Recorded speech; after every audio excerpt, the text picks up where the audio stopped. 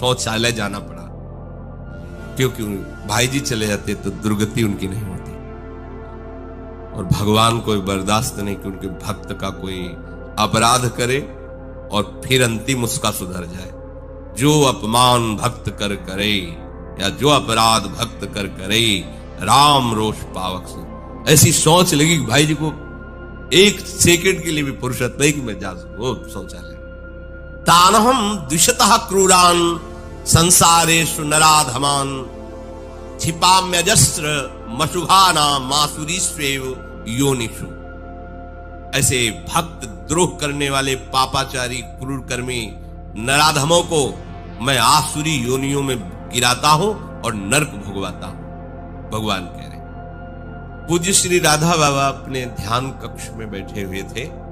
वहीं एक कुतिया गर्भवती हुई और कई बच्चे पिल्ला हुए उसके। भाई जी के ध्यान में वो कुतिया और वो पिल्ला, और उन पिल्लों में से वो सेठ जी जो कुत्ते का पिल्ला बने थे, मेव मेव करते हुए छोटे बच्चे। बाबा निकले कुटिया से बाहर, देखा नई नई कुतिया ब्याही है, बच्चे हमारे ही सामने लाना था। देखा अच्छा सेठ जी हैं कुत्ते के पिल्ले के रूप में। अब उपासना कक्ष में बैठे थे तो बार बार आता कि किसी तरह भाई जी का तो दर्शन किया है, उनके श्रीमुख के वचन सुने हैं, इसने निंदा की है तो कृपालु भगवान क्षमा कर दे इसे। संत कह दे देखो कैसा होगा। अगर उनको दंड ही देना था तो फिर मेरे पास क्यों जन्म दिया? अच्छा जन्म ही दे दिया तो मेरे ध्यान में क्यों लाए? संकेत क्यों किया कि ये वही सेठ है, कुत्ते का पिल्ला बन करके आया है? इसका मतलब भगवान इसका मंगल चाहते।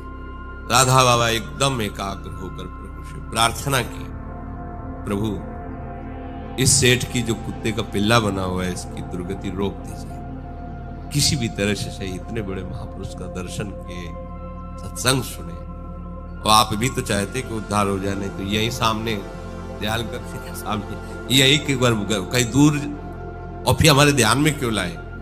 बार बार कहते पर प्रभु बोलते नहीं और रोष करके अंतर्ध्यान हो जाते। एक दिन बाबा ने हट किया, प्रभु सामने कहा, बोले बोलना पड़ेगा आपको, हमारी बात क्यों नहीं सुन रहे?